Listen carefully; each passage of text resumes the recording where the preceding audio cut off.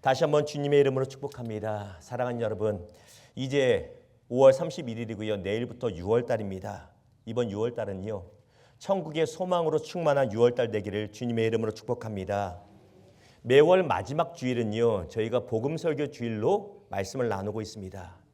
이번 5월달은 어떤 말씀을 전해야 됩니까? 기도할 때 하나님께서 월초에 주셨던 마음이 천국에 대한 소망을 같이 나눴으면 좋겠다 해서 그 말씀을 준비하고 있었는데 이틀 전에 갑작스런 3일 전인가요? 갑작스런 소식을 SNS를 통해서 보게 되었습니다. 저의 대학교 때부터 친구고요. 하나님 앞에 참 신실하고 착한 목사님이 텍사스 땅에서 지금 목회를 하고 계십니다. 그런데 최근 1년 동안에 교회에 굉장히 큰 어려움이 있었어요. 참 많이 힘들었어요. 그럼에도 불구하고 신실하게 하나님을 섬기며 교회를 섬기고 성도들을 사랑했습니다. 위로하시는 하나님께서 귀한 목사를 위로하시고자 친구 목사님이 위로하시고자 아주 좋은 전도사님을 보내주셨어요. 무려 2시간 반, 3시간 정도 된 데서 매일같이 매주 왕복하시면서 같이 사역을 하시면서 몇 개월 정도 즐거움을 보내셨습니다. 그리고요. 하나님의 은혜 가운데 지난 미모리얼 데이 때는 온 교인 수련회도 다 같이 갔다 왔습니다. 정말 좋은 시간을 가졌다고 해요. 그런데 정교인 수련회를 마치고 각자 차로 귀가하는 중에 전도사님이 교통사고로 당했어요. 차량에 전복돼서 그 자리에서 하나님께 돌아가시고 말았습니다. 그 소식을 듣는데요. 저랑 너무나 친하고 사랑하는 친구이기도 했지만 그 목사님을 통해서 얼마나 마음이 슬플까. 제 마음도 정말 많이 슬프고 정말 많이 무거웠습니다. 그때 제가 하나님께 드렸던 질문이 이것입니다. 하나님, 너무하십니다. 왜 그렇게까지 하십니까? 그 친구도 저한테 이렇게 답을 하더라고요. 친구야, 왜 하나님이 내 인생에 이렇게 너무 심하게 몰아가시는지 나도 이유를 모르겠다. 힘들다라고 얘기를 하더라고요.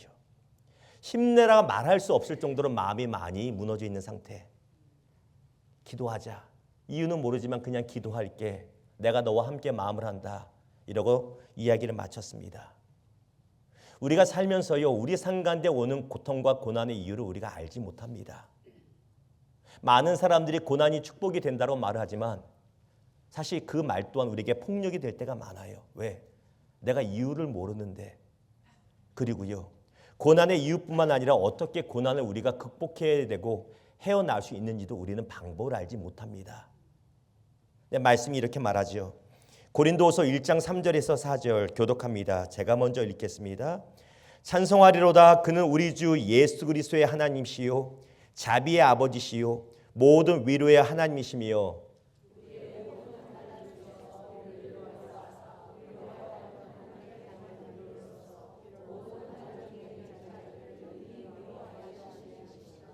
아멘. 사랑하는 여러분, 말씀드린 대로 우리는 고난의 이유를 전혀 알지 못하고요. 고난에서 빠져나올 방법도 알지 못합니다. 다만 위로의 하나님께서 지치고 상한 모든 심령을 위로하시고 안아주시고 만져주시고 회복시켜주시는 은혜가 있기를 주님의 이름으로 축원합니다.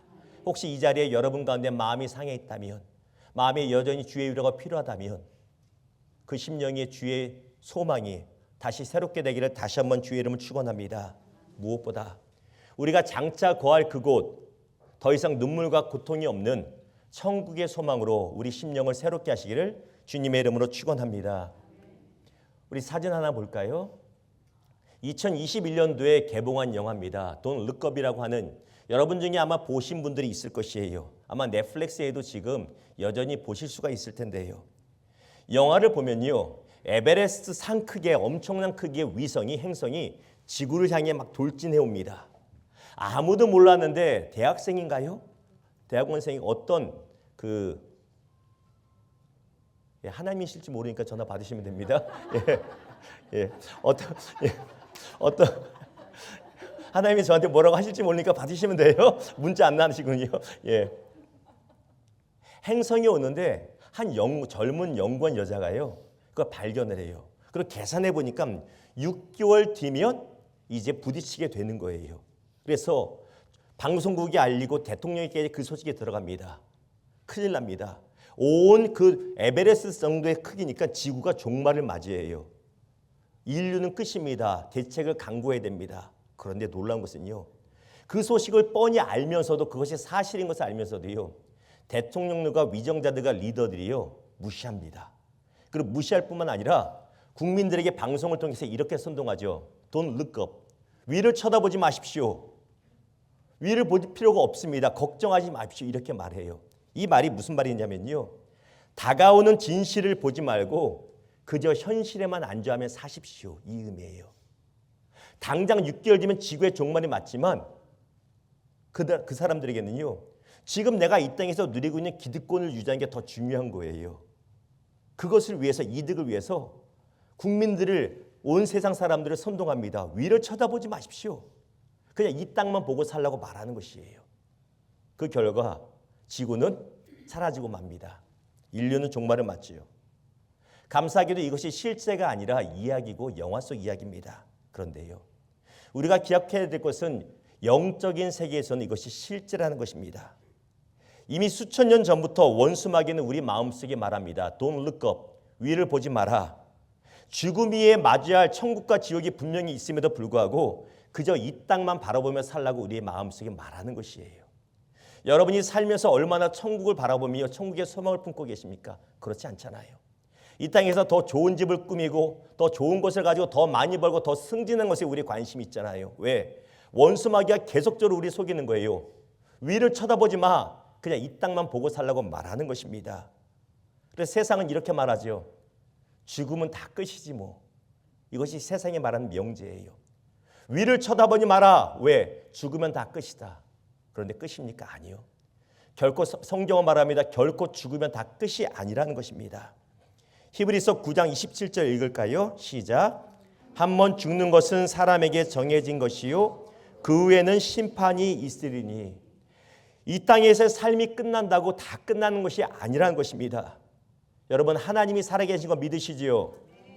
그러면 우리의 삶의 죽음 이후에는 결산이 있음도 믿으시기를 주님의 이름으로 축원합니다. 또한 우리가 죽게 될 곳은요 두 가지밖에 없어요. 천국과 지옥 외에는 선택지가 없다는 것입니다. 근데 우리 원수마귀는 계속적으로 우리 마음에 속입니다. Don't look up.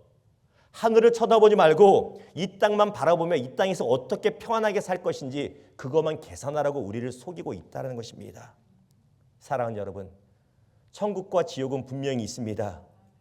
바라기는 이 자리에 우리 모두가 지옥이 아닌 천국에 가는 성도들 되기를 주님의 이름으로 축원합니다. 그리고 이 땅을 살면서도 Don't look up이 아니라 Just look up. 천국을 바라보며 천국 소망으로 사는 우리 모두 되기를 주님의 이름으로 축원합니다. 오늘 본문 말씀은요. 어떤 부자와 거지 나사로의 비유라고 하는 이야기입니다. 그리고 오직 누가복음에만 기록된 말씀입니다. 예수님께서 돈을 사랑하고 남들에게는 참 인색한 바리새인들을 책망하시면서 그들에게 비유로 말씀하신 이야기가 바로 이 비유입니다. 그런데 말씀을 더 나누기 전에 여러분이 오해하지 말아야 할 두 가지가 있습니다. 오늘 이 비유는요. 부자는 천국에 갈 수 없고 가난한 사람만 갈 수 있다는 것이 전혀 아니에요. 그런 말씀하는 것이 아닙니다. 또한 남들에게 베푸는 착한 행실이 있어야만 천국에 간다는 것도 전혀 아닙니다. 이 두 가지를 착각하거나 오해하면 안 됩니다. 예수님이 바리새인에게 이 비유를 하신 이유는요. 너희가 어찌하여 땅만 바라보며 사느냐, 땅의 소망을 두느냐. 천국의 소망을 두지 않고 이 땅만 바라보며 살고 있는 바리새인들을 책망하시며 천국과 지옥이 있음을 분명하게 가르쳐 주시는 것입니다. 이 시간에도 우리의 소망이 어딘지 돌아볼 필요가 있습니다. 저와 여러분의 소망이 이 땅 가운데 평안하고 더 잘 살고 노후를 더 잘 지내는 것이 있는지 아니면 언제 올지 모르는 도적같이 임하는 예수님의 재림과 우리가 가야 될 천국과 지옥을 바라보며 살고 있는가를 돌아볼 수 있는 이 시간 되기를 주님의 이름으로 부탁을 드립니다. 오늘 말씀을 통해서 여러분과 두 가지를 구체적으로 나누기를 원합니다. 먼저 천국과 지옥은 분명히 존재한다는 것입니다. 무엇이라고요? 읽어볼까요? 시작. 지옥은 분명히 존재합니다. 오늘 비유에 보면 어떤 부자가 나오는데 이름은 몰라요. 그는 좋은 옷을 입었고 날마다 맛있는 음식으로 호의호식했다라고 성경이 말합니다. 반면에 나사로라고 하는 이 사람 뜻은 하나님의 도움을 받았다라는 이름이거든요. 그 당시에 유대 땅에 많았던 이름 중에 하나가 나사로입니다. 이 나사로라고 하는 거지는 온몸에 병이 들어서 고름이 질질 흐르고요. 먹을 것이 없어서 부잣집 대문에 누워서 상에서 떨어지는 것으로 배불리려고 했던 비참한 삶을 살았던 사람이 바로 거지 나사로입니다. 너무나 비참하고 괴로운 인생입니다. 그런데 그들이 공교롭게도 비슷한 시기에 죽게 되었고요. 그들이 처한 입장이 완전히 달라지는 것을 보게 됩니다. 우리 22절 읽을까요? 시작. 아브라함의 품에 들어가고 부자도 죽어 장사되매. 거지 나사로는 죽어서 천사들에게 붙들려 어디로 올라가요? 하나님 나라 가서 아브라함의 품에 들어갑니다. 우리도 아브라함의 품에 갑니까? 그건 아니죠. 유대인의 표현에서 낙원 천국에는 그들의 조상인 아브라함이 맞아준다는 생각이 있어서 이렇게 표현되었고요. 우리로 말하면 하나님 아버지가 예수님이 우리를 안아주시는 것이죠. 천국에 가면. 우리 성도가 죽었어요. 그리고 나사로가 비록 가난하고 고난한 데 살았지만 천국에 가서 하나님 품에 안겼습니다. 천국이 어떤 곳입니까? 계시록 21장 4절에 보면 이렇게 말합니다. 모든 눈물을 그 눈에서 닦아주시니 다시는 사망이 없고 애통하는 것이나 곡하는 것이나 아픈 것이 다시 있지 아니하리니 처음 것이 다 지나갔음이로라. 믿으십니까? 여러분 예전에 이런 찬양이 있었어요. 저 하늘에는 눈물이 없네 거기는 슬픔도 없네 저 하늘에는 눈물이 없네 거기는 승리만 있네. 이 찬양을 아시는 분은 인생을 좀 드신 분들이죠. 예, 이걸 따라 하시는 분은 인생을 좀 드신 분들이에요. 그러니까 아시는 거예요. 저 하늘에는요, 예전에는 우리가 고난이 많았잖아요. 한국 사회가 어려웠으니까 늘 천국에 대한 찬양을 예배 시간에 많이 불렀습니다. 왜? 천국 외에는 우리 삶에 소망이 없으니까. 그 천국에는요 더 이상 고통도 없고 더 이상 장애도 없고요. 더 이상 나를 힘들게 하는 사람도 없고요. 기쁨과 오직 승리만 있다는 것입니다. 나사로가 그걸 누리고 있는 것이에요. 그리고 예수님이 이렇게 말씀하시죠. 요한복음 14장 1절에서 2절 교독합니다. 제가 먼저 읽겠습니다. 너희는 마음에 근심하지 말라. 하나님을 믿으니 또 나를 믿으라.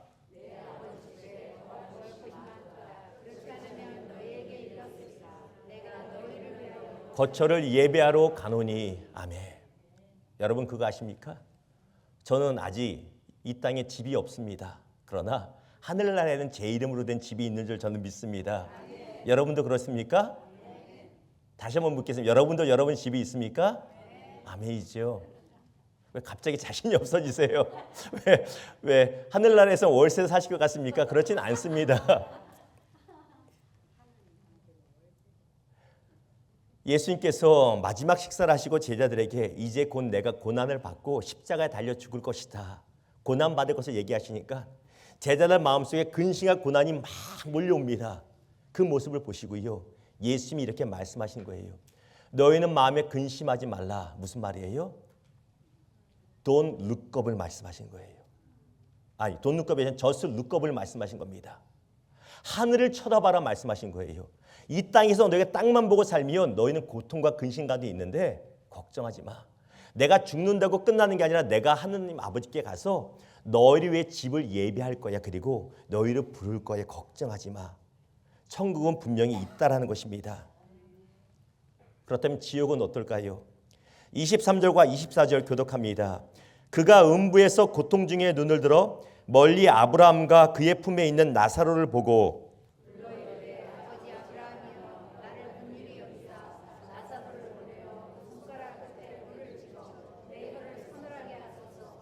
내가 이 불꽃 가운데서 괴로워하느니라. 아멘. 거짓 나사로는 비록 이 땅에서는 힘들었지만 죽어서 하나님 품에 안겨서 위로와 기쁨을 누리고 있습니다. 반면에 부자는 죽어서 어디요? 음부에 떨어집니다. 나중에 평신도 조직신학 우리 성경 공부를 통해서 자세하게 천국과 지옥에서 나눌 때가 있을 거예요. 그런데 쉽게 보면 음부라고 표현된 것은요 지옥으로 볼 수 있고요. 영어 성경에는 하데스라고 되어 있을 것입니다. 부자는 죽어서 지옥으로 떨어집니다. 그리고 그 불꽃 가운데 너무나 괴로워합니다. 너무 뜨거워서 하나님께 요청한 것이 하나님, 저 나사로가 옆에 있는 거 보이는데 나사로 손가락 끝에 물 한 방울 찍어서 제 혀에 대주십시오. 그러면 제가 조금이라도 살겠습니다. 불구덩이가 너무 뜨거워서 괴롭다고 그가 말하고 있습니다. 여기서 무엇을 볼 수 있냐면 죽는다고 끝이 아니라는 것이에요. 죽는다고 어떤 사람들이 말하는 것처럼 우리의 의식이 사라지는 것이 아니라 죽어도 우리 영혼의 의식은 여전히 남아있다는 것입니다. 너무나 안타깝게도요, 이 시대에는 천국과 지옥에 대해서 다른 의견을 내는 목회자들과 신학자들이 너무나 많습니다. 심지어는요, 복음주의라고 하는 목회자들도 지옥이 없다라고 주장하는 사람들이 너무나 많은 시대입니다. 그들이 그렇게 말하죠. 하나님은 사랑이시기 때문에 사랑의 하나님이 지옥과 같은 형벌에서 사람들을 괴롭힐 리가 없다라고 그들은 주장합니다. 죽으면 성도의 영혼은 그냥 사라져버린다, 소멸돼 버린다고 주장하는 복음주의 신학자들도 정말 많습니다. 나름 일리는 있습니다. 그런데 우리가 받아들여야 될 것은요, 어떤 신학자와 유명한 목사님들의 말이 아니라 예수께서 성경이 무엇이라고 우리에게 말하는지를 받아야 된다는 것입니다. 여러분 아십니까? 신약 성경에는요, 형벌과 영원한 사후 세계에 대해서 무려 234번이나 나오고 있습니다.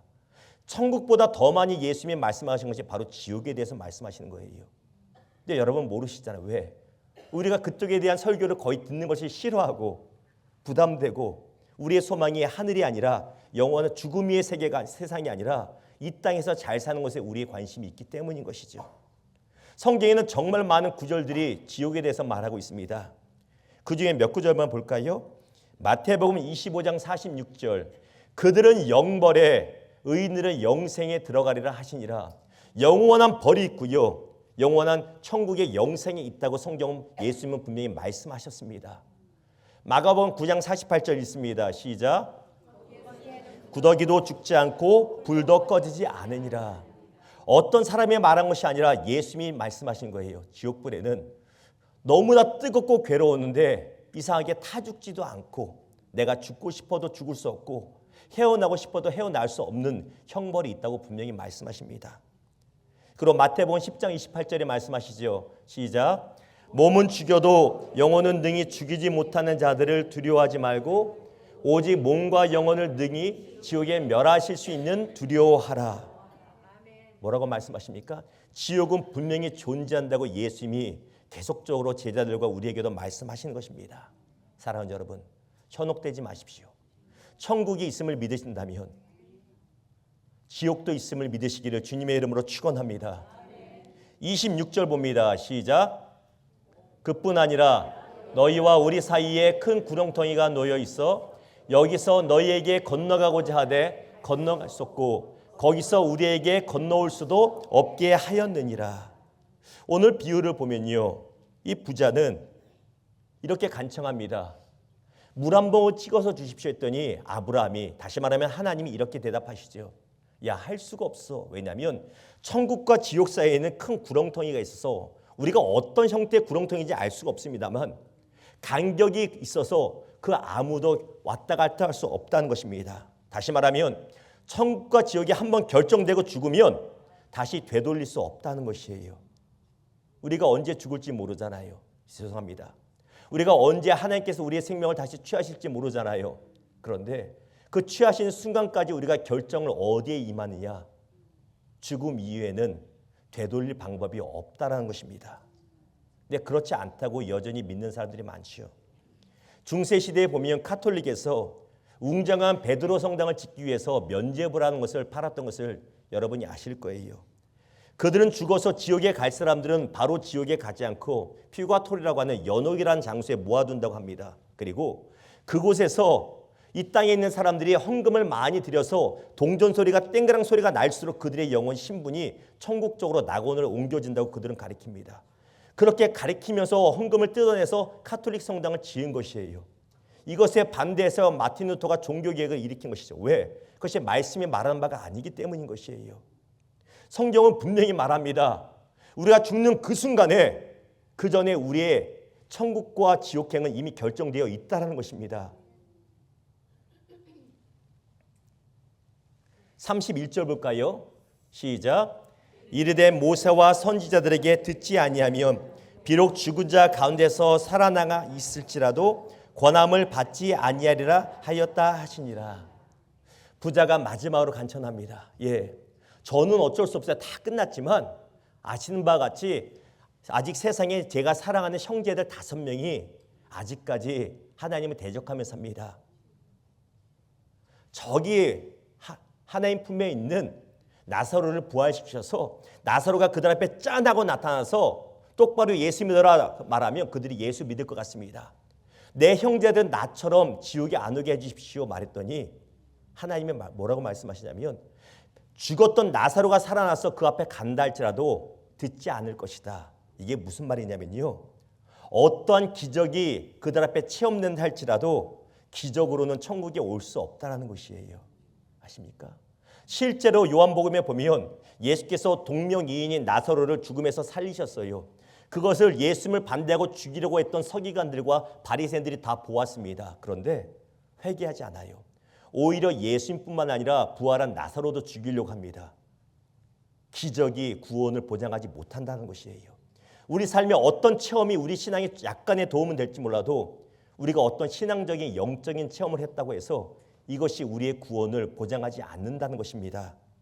사랑하는 여러분, 천국은 어떤 우리의 선행이나 어떤 우리 신앙생활의 기적의 체험이나 그 어떠한 방법과 길이 아닌 오직 예수 그리스도를 믿는 것 외에는 없음을 기억되기를 주님의 이름을 축원합니다.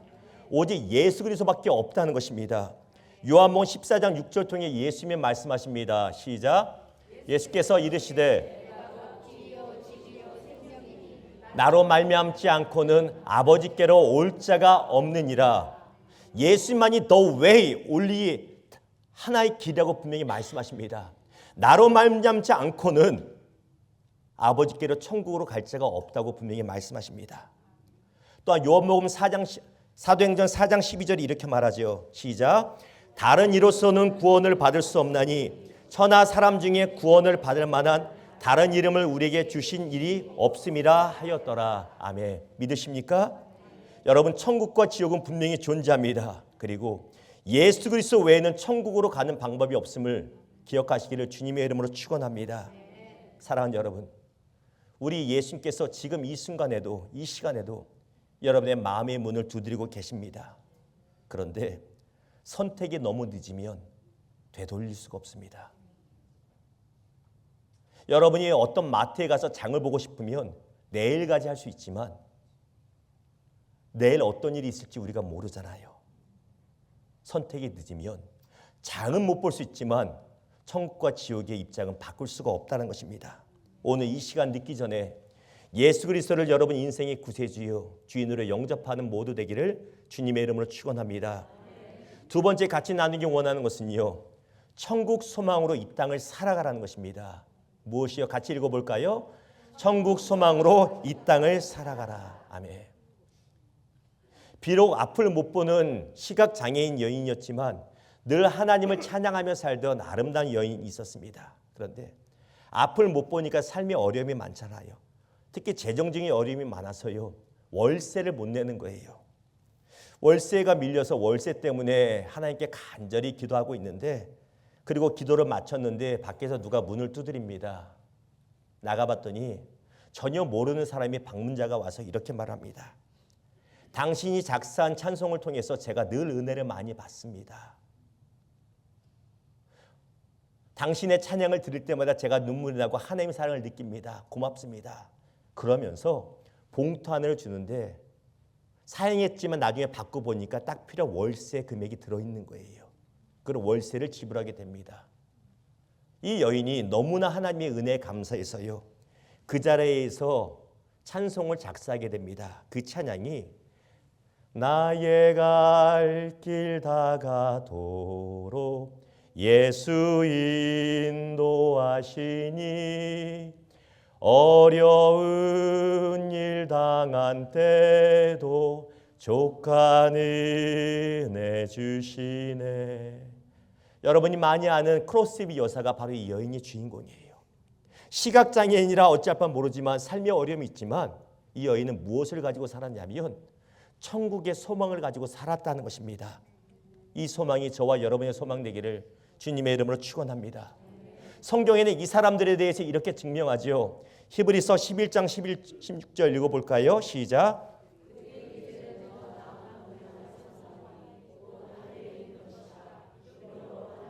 그들의 하나님이라 일컬음을 받으심은 부끄러워하지 아니하시고 그들을 위하여 한 성을 예비하셨느니라. 아멘. 히브리서 11장은 믿음장이라고 불립니다. 왜냐하면 믿음의 조상들의 행적이 쫙 기록되어 있습니다. 이름이 알려진 모세와 다윗 같은 사람들도 있지만 전혀 이름을 모르는 무명의 믿음의 사람들이 나와요. 그들은 고난 가운데 신앙생활을 했습니다.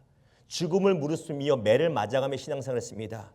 그럼에도 그들은요 기뻐하며 신앙생활을 했고요.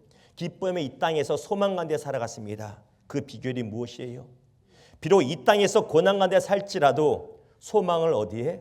소망을 천국에 두었기 때문이라는 것입니다. 그들의 소망은 이 땅에서 더 많이 누리고 더 안락한 삶을 사는 것이 아니라 하나님과 함께하는 천국이 그들의 진짜 소망이 되었기 때문에 비록 이 땅에서 삶에 어려움이 있다 할지라도 상간대 괴로움이 있다 할지라도 그들은 기쁨 가운데 평안을 누릴 수가 있었다는 것입니다.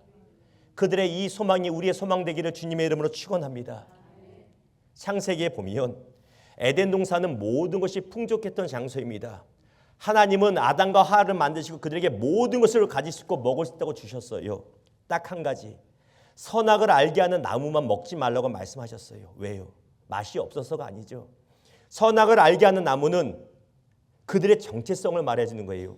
너희가 인생의 주인이 아니라 나 여호와가 너희의 주인이야. 그러니 먹지 말라는 정체성이 상징이에요.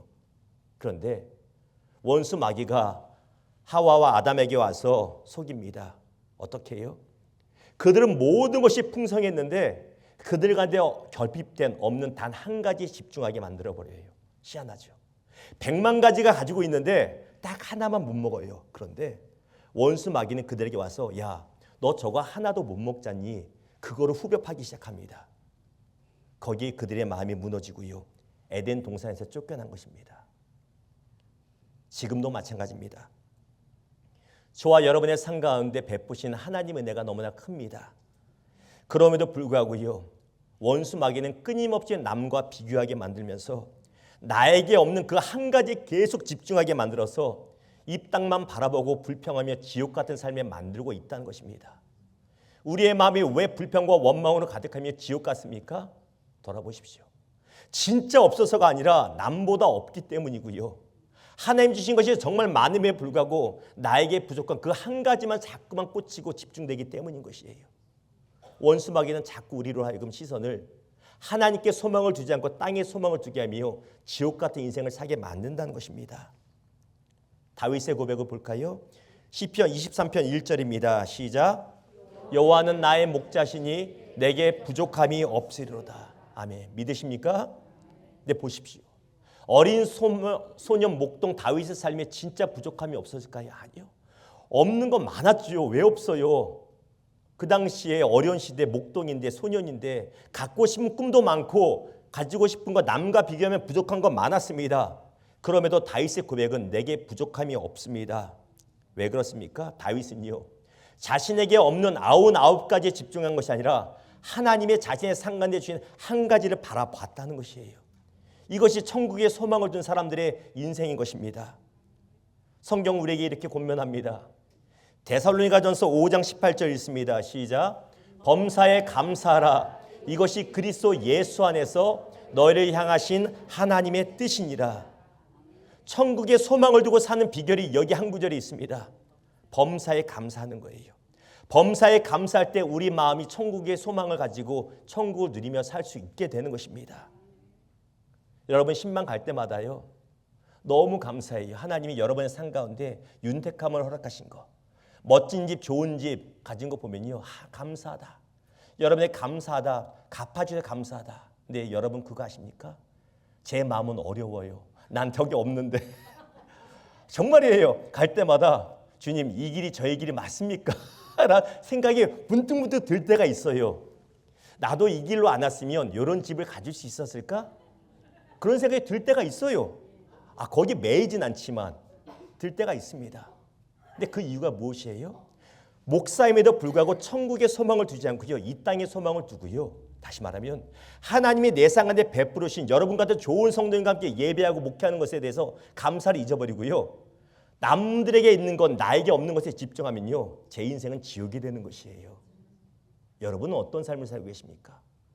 예수를 믿으면서 천국 자녀임에도 이 땅에서 여전히 지옥 같은 삶으로 그 마음으로 살아가십니까? 아니면 천국의 소망을 두고 천국을 누리며 살아가십니까? 사랑하는 여러분, 우리 마음에 감사가 회복되고 범사에 감사함으로 마음의 천국을 풍족하게 누리고 천국 소망으로 살아가는 우리 모두 되기를 주님의 이름으로 축원합니다. 말씀을 맺겠습니다. 오늘 말씀을 시작하면서 친구 목사에게 닥친 어려움을 말씀드렸지요. 그런데 제 마음이 더 아팠던 이유가 한 가지가 더 있습니다.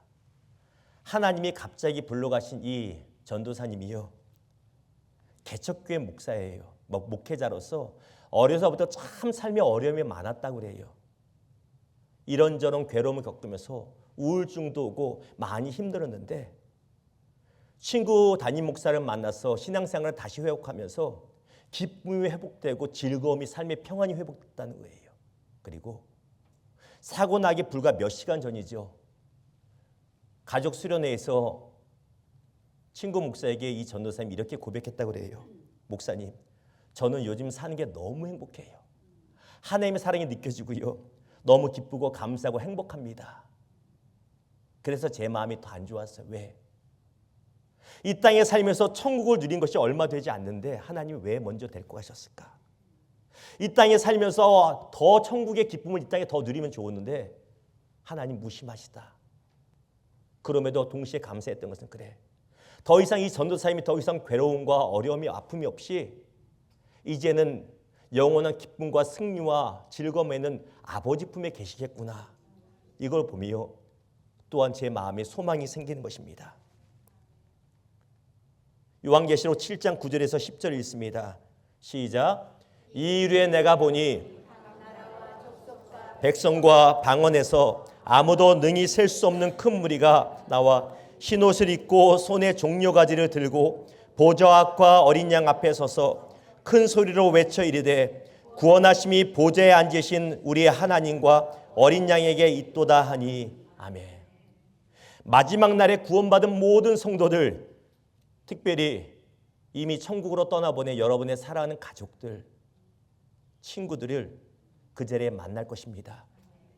소망하십니까?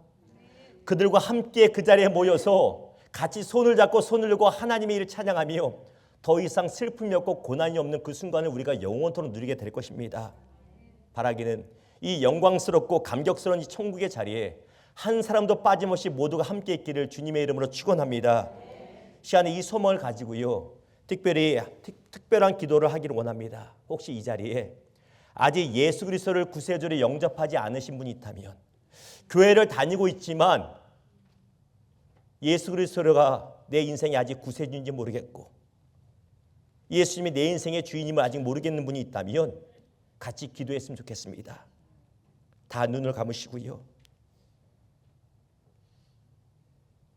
제 기도를 따라서 같이 해주시면 감사하겠습니다.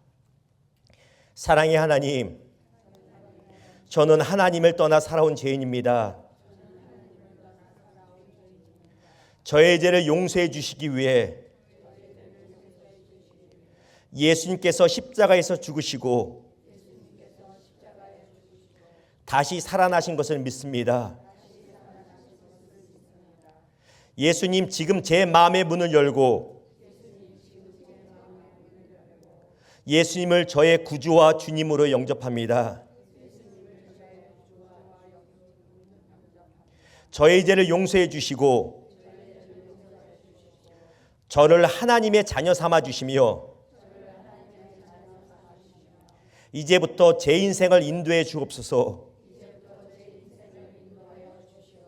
감사합니다.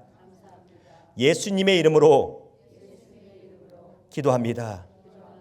아멘.